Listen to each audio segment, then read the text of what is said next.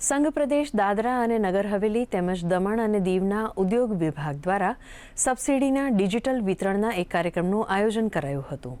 આ પ્રસંગે રોકાણ પ્રોત્સાહન યોજના 2022 હેઠળ 99 ઉદ્યોગો માટે મંજૂર કરાયેલ ₹35.6 કરોડની સબસિડી ઉદ્યોગકારોના બેંક ખાતામાં ડિજિટલી ટ્રાન્સફર કરવામાં આવી હતી.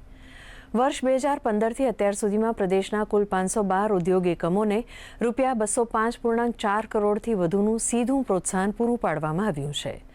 આ સફળતા પ્રદેશમાં ઇઝ ઓફ ડુઇંગ બિઝનેસને પ્રોત્સાહન આપવાની અને ઉદ્યોગ અનુકૂળ વાતાવરણ પૂરું પાડવાની વહીવટી તંત્રની પ્રતિબદ્ધતા દર્શાવે છે.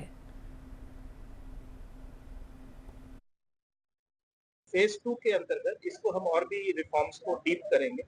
इसके अंतर्गत जो हमारी कई सारी अप्रूवल्स थी पहले जो एक साल के लिए होती थी उनको बढ़ा के उनका टाइम पीरियड बढ़ाया जाएगा.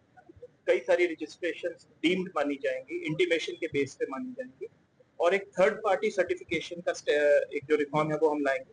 तो हर बार अपने सर्टिफिकेट लेने के लिए आपको एक सरकारी इंस्पेक्टर के पास नहीं आना पड़ेगा.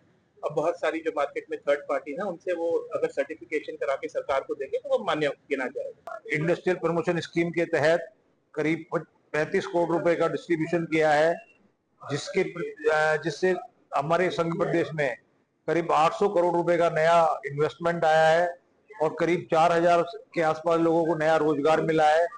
और इससे नई इंडस्ट्री तो आई है, साथ में जो यहाँ पे एग्जिस्टिंग इंडस्ट्री है उन्होंने भी अपना एक्सपेंशन किया है.